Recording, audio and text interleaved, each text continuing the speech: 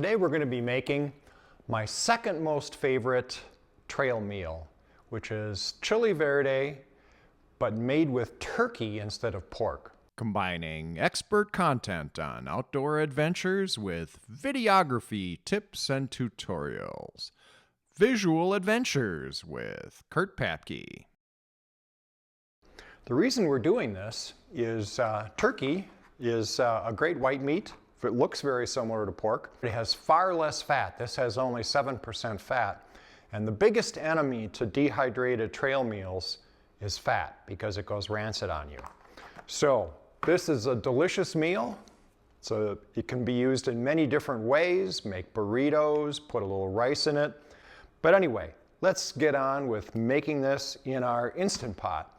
You don't need an Instant Pot for this. You can just use a pot on top of the stove. It just takes a little bit longer, but the results will be identical. First, let's go over the ingredients. One of them you've already met, ground turkey, 1 pound, and a little bit of olive oil, a couple tablespoons to fry things in. 1 yellow onion. I had this at home, so I didn't have to go shopping to get this. We have 2 poblano peppers. These are actually pasilla peppers, which have a little bit more pronounced fruity flavor to them. 2 serrano chilies for a little bit of heat. We're going to have a couple cloves of garlic here, and a little bit of salt to spice things up a little bit. And speaking of spices, we're going to have a little bit of oregano. This is Mexican oregano, which is different from the ordinary culinary oregano. And then some cumin. Any good chili has to have a little bit of cumin in it. You can add a little cayenne pepper in addition if you like some heat. I'm not really big into the heat, so I'm leaving that out. Then we're putting some pinto beans in it. Traditional chili verde does not have beans in it. However, any good trail chili should have beans just to give you some carbohydrates and fiber in your diet while you're on the trail. I'm going to give you my little secret here. The recipes typically call for 2 cans, 2 15-ounce or 16-ounce cans of regular pinto beans. And what I'm doing is I'm using 1 can of the whole beans and 1 can of refried beans. And what this does is the whole beans will give us a nice texture to the chili, but the refried beans will give it a nice creaminess that will also dehydrates and rehydrates very, very well. Another key to this dish is the salsa verde. You can make your own if you want. I find it's easier just to pick this up from the grocery store, pretty reasonably priced. And I like the roasted salsa verde. But one thing to check and make sure, look at the ingredients list and make sure that tomatillos are the primary ingredient. You don't want green tomatoes or some other weird thing in there. This should be a tomatillo-based salsa verde. In this case, a roasted salsa verde. Then we're going to have just a little bit of chicken broth. I'm going to use this better than bouillon concentrate to make the broth. And then a little bit of fresh cilantro. Okay, this is what really gives us a little bit of zing, a little flavor.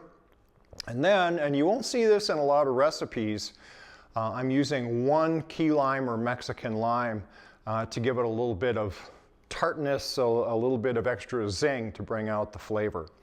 So those are ingredients.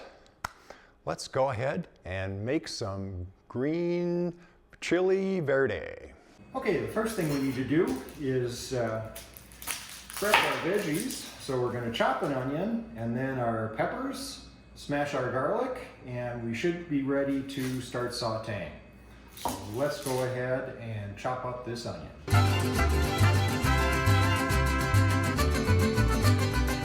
Let's get these peppers diced up. I find the easiest way is to quarter them and then just tear off the seeds. And then we can just run a knife down the ribs here. Make sure you get all the seeds out of there. You want a fairly small dice on these.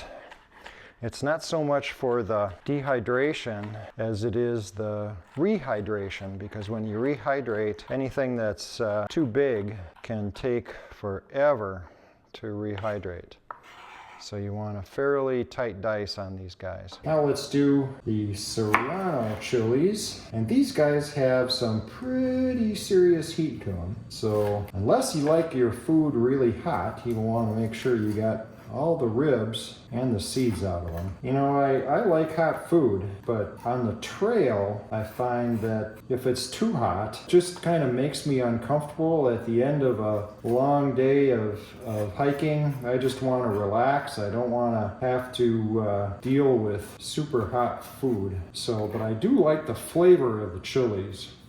So you want the flavor, you don't want the heat. After you do this, make sure you don't touch your eyes, or you could be in a world of hurt. Our recipe calls for 3 cloves of garlic chopped, and these are pretty good sized cloves, but I like a lot of garlic in my chili. I think it gives it some important flavor, so nothing wrong with having a little extra garlic. Let's go ahead and slice it up. If you're Italian, you're probably cringing at the way I slice my garlic, but that's my limited kitchen skills here. I am definitely not a chef. There we go. That's probably just about good enough. 3 cloves of garlic. The lime we'll leave till later. We are ready to start tossing stuff in. We'll start out with just 2 tablespoons of olive oil, just so our ground turkey does not stick to the bottom of the pan. And we'll go ahead and saute that up until that's just cooked through. One of the things I like about cooking in the Instant Pot is you only dirty this stainless steel bowl on the inside here. The rest of it is all good. So this turkey will cook in about 5 minutes or so. We're going to be doing a lot more cooking here, so don't be overly concerned about it if it's a little bit pink when you dump in the veggies. That's perfectly fine.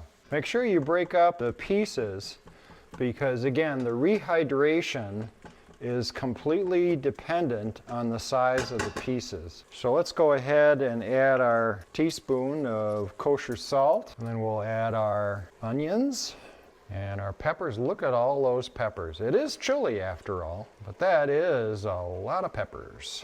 And then our garlic. So you want to saute this for about 5 minutes. It says until the onions are soft and translucent. But you're still going to pressure cook it for a while after that, so don't get too hung up on the doneness of the onions. But about 5 minutes. So while my onions are still cooking on the stove, they still have a minute or 2 to go. I'll make up my chicken stock. So I have about a half a cup of pretty much boiling hot water, and I'm just going to stir in a heaping teaspoon of my better than bouillon.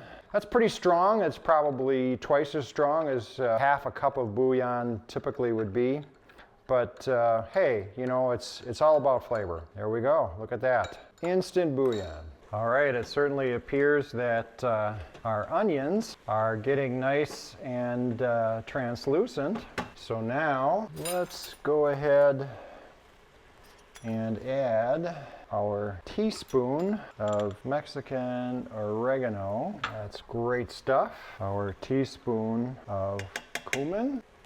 Now the recipe calls for 12 ounces of salsa verde, and this is a 16-ounce jar, but that's okay. Here goes our drained whole pinto beans and our refritos here. Oh, that's going to give it the creamiest texture imaginable from those refried beans. That's pretty thick, so we'll go ahead and add our chicken broth.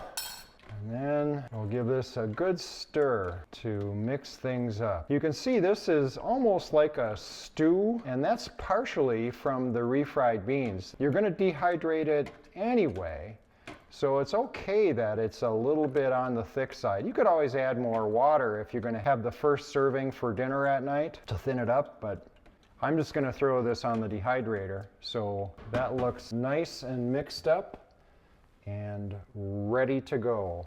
Now the cilantro and the lime go on last. You don't want to cook the snot out of those. And then we'll go ahead, put our top on there. If you're using an Instant Pot, it's incredibly easy. All you have to do is select the bean and chili setting. Well, our chili has finished cooking, so it's time to add our last few ingredients here. The recipe calls for a quarter cup of fresh cilantro chopped. Here we go. We're just going to do a rough chop here. This doesn't have to be real slick. This is just for a little bit of extra flavor. Of course, when you chop it, it gets smaller. So, there isn't a fresh lime on our recipe, but we're adding that in anyway. A lime is typically is added when you're serving the chili. We're not going to take a fresh lime along with us on the trail. We're going to go ahead and have this and squeeze it in. So let's go check on our chili. Okay, we did a slow release, so I just let this sit here for about 15 minutes. I think we're in pretty good shape. So we can go ahead and add our fresh squeeze of lime. There's one half, and then there's the other half. We can go ahead and add our cilantro into the mix. This has loosened up considerably. When we first started cooking it, it was pretty thick, and now it's kind of what you'd expect a chili to be. Not something that you would normally be able to put on the grid of a dehydrator. But what we're going to do is use fruit roll-up inserts in there, and that will allow us to put pretty much any kind of a liquid in there. This is a pretty good consistency. There's some good-sized beans in here yet, but most of the beans have broken up quite a bit. So I think we're pretty much ready to go on the dehydrator. Let's go do it. So here's my chili, all set to go. And I have 3 trays here for my dehydrator with these fruit roll-up inserts. And these are nice. You don't have to have these if you want to use parchment paper or wax paper or something like that. That will work. You can just use these as a pattern and cut them out. But these are nice because they're fairly rigid, and when you remove the dried food, it comes off fairly easily. So let's go ahead. I have my, my high-tech scoop here. So here's my chili, and I can just ladle that right on there.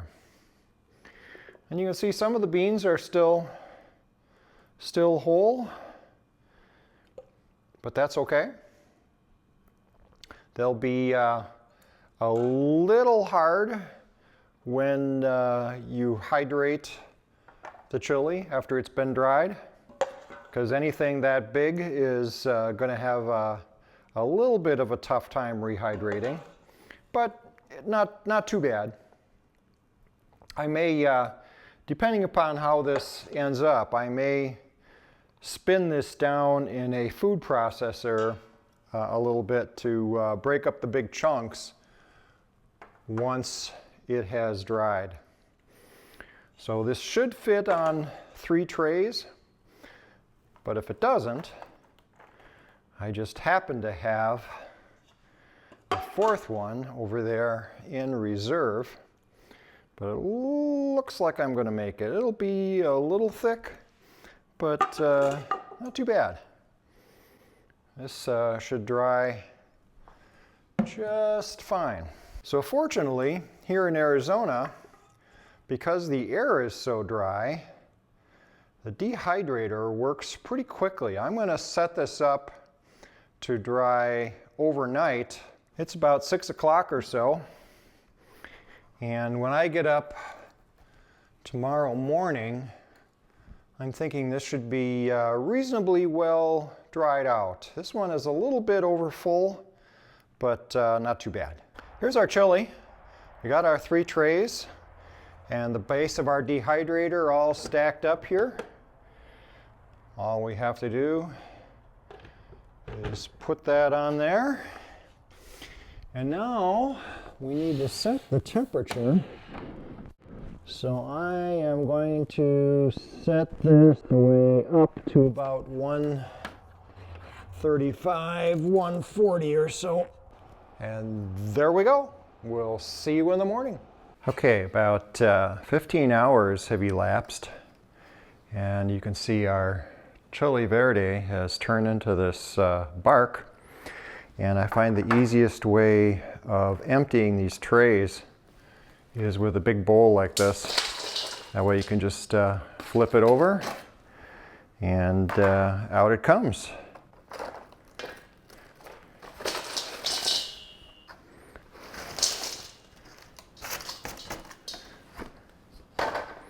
So there we go. Here's our chili verde bark, and now we can just break this up into pieces, and it's ready to package into meals. Okay, so I've put this all into one big Ziploc freezer bag so I could scrunch it up into smaller pieces. And you can see it weighs up to about 450 grams, or about 1 pound of food. I would typically make 4 meals out of this if it was just the chili, or maybe 5 or 6 if I'm going to add some rice or other starch to it. But this is all ready to be packaged up into individual freezer bags. About a week after I dehydrated the chili, I went on a 4-day backpacking trip along the Gila Canyon section of the Arizona National Scenic Trail. We went for the wildflowers, but also to see Walnut Canyon, which is a beautiful Arizona-type canyon with high walls, and it was running perfectly with fresh snowmelt.